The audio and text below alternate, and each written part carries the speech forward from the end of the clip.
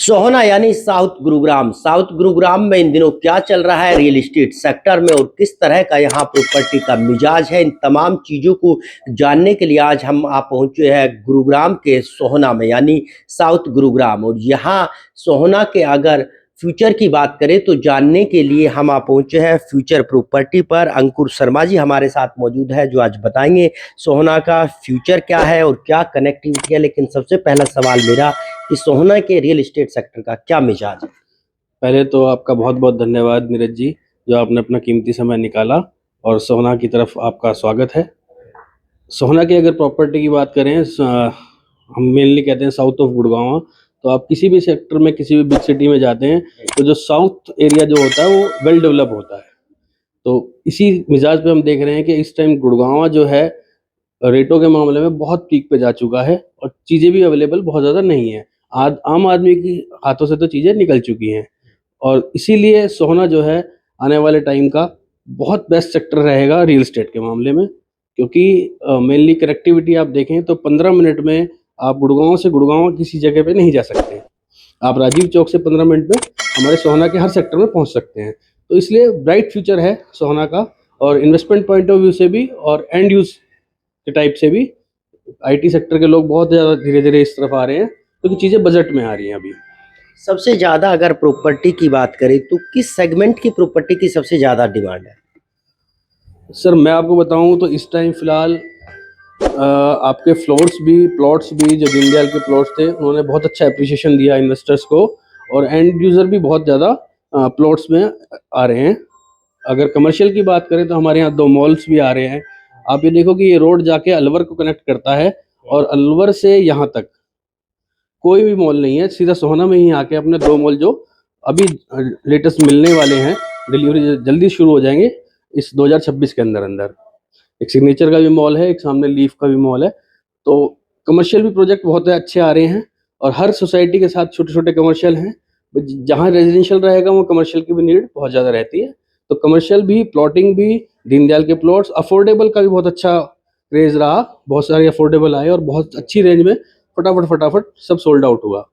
तो हर सेक्टर में यहाँ पे अप्रिसिएशन अच्छा है। रेंज की बात करें तो मिनिमम क्या रेंज होगी, मैक्सिमम क्या रेंज होगी और आप क्या सजेस्ट करना लोगों को चाहोगे?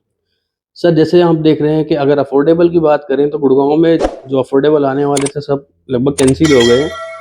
चाहे आप जो लैंड है उसका प्राइस बहुत ज़्यादा है, तो गवर्नमेंट के रेट फिक्स ही हैं लगभग लगभग, तो वो सब चीज़ें कैंसिल हो गई। तो इसलिए अब अफोर्डेबल जो हमारे यहाँ अभी 6000 फ्लैट और जल्दी ही डिलीवर हो जाएंगे 2026-27 के लास्ट तक। 6000 फ्लैट और डिलीवर हो रहे हैं। और रेंज अगर हम ये कहते हैं कि हमारे यहाँ अभी फिलहाल जो है वो 40, 45, 50 लाख से चीज़ें स्टार्ट हो जाती हैं, जो हर एक आम आदमी की रेंज की चीज़ें, जिसके बारे में गुड़गांव में इस रेंज में कोई सामान आता नहीं है, कोई चीज़ नहीं आती। तो हमारे यहाँ बहुत ज़्यादा अभी भी हैं उम्मीदें कि अच्छी प्राइस में अच्छी चीज़ें मिल जाती हैं। कनेक्टिविटी की बात करें तो क्या बेहतर कनेक्टिविटी सोहना की है जो गुरुग्राम को अलग बनाती है, मानेसर को अलग बनाती है लेकिन सोहना को सीधा फायदा पहुंचाती है? सर सबसे पहली चीज़ तो बॉम्बे एक्सप्रेस हाईवे है हमारे पास बिल्कुल नज़दीक। सोहना के 35-36 सेक्टर जो हैं बिल्कुल टच ही हैं इसके। उसके बाद हम केएमपी हमारे नज़दीक है, केडब्ल्यू भी हमारे नज़दीक है। रेलवे कॉरिडोर जो बन रहे हैं उससे बहुत अच्छी अच्छी कंपनियां अमेजन वगैरह ने अपने वेयर हाउसेज बना रखे हैं जो अभी रनिंग है, और भी बहुत अच्छी अच्छी कंपनियां जो अपने वेयर हाउस यहाँ बना रही हैं। तो इंडस्ट्रियल भी है, कनेक्टिविटी भी है। एक अपने यहाँ अरावली में जो बोलते हैं इसको जंगल सफारी जो आ रही है, तो टूरिज्म भी हमारे यहाँ बेहतर रहेगा। किसी भी जगह को अगर रियल एस्टेट के पॉइंट ऑफ व्यू से देखते हैं तो डेवलप होने के लिए ये 3 चीज़ें मेनली होती हैं, और हमारे पास तीनों चीज़ें ही हैं।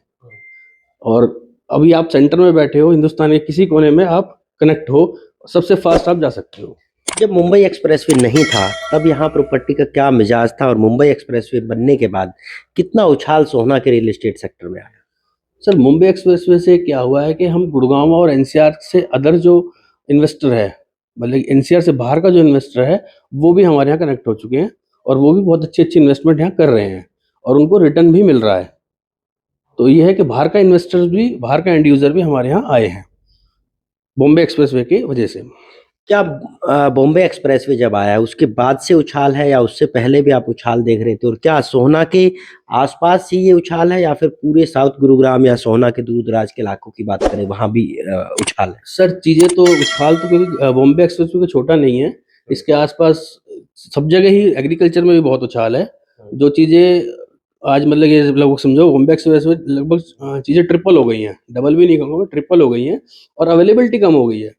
मार्केट में डिमांड है, चीज़ों की बहुत ज़्यादा डिमांड है और डिमांड सप्लाई का सारा गेम है। डिमांड ज़्यादा है सर, सप्लाई कम है। छोटे-छोटे सेक्टर हैं और बहुत जल्दी ऑक्यूपाइड हो चुके हैं। आपकी फर्म का नाम की बात करें तो प्रॉपर्टी फ्यूचर है। सोहना का फ्यूचर क्या है और जो लोग यहाँ इन्वेस्ट करेंगे उनका फ्यूचर आप किस तरह से देखते हैं? सर बहुत ही ब्राइट फ्यूचर है और रियल एस्टेट के मामले में आप देखो तो रियल एस्टेट एक ऐसी फील्ड है जो आपके फ्यूचर को सिक्योर भी कर सकती है और इसीलिए हमारे फर्म का नाम फ्यूचर प्रॉपर्टीज है। तो हम भविष्य के बारे में सोचते हैं। आज की इन्वेस्टमेंट आपके भविष्य में काम आने वाली चीजें हैं। तो ये थे हमारे साथ जो है अंकुर शर्मा जी जो कि लोगों को फ्यूचर की प्रॉपर्टी दिलाते हैं और उनको फ्यूचर में फ़ायदा पहुंचाने की कोशिश करते हैं। बहरहाल अगर हम सोहना की बात करें तो सोहना में आने वाले वक्त में जो है कई प्रॉपर्टी में उछाल देखने को मिलेगा या फिर कहें कि सोहना के रियल एस्टेट सेक्टर का फ्यूचर जो है वो बेहतर होने जा रहा है। Neeraj Ambawata, state news.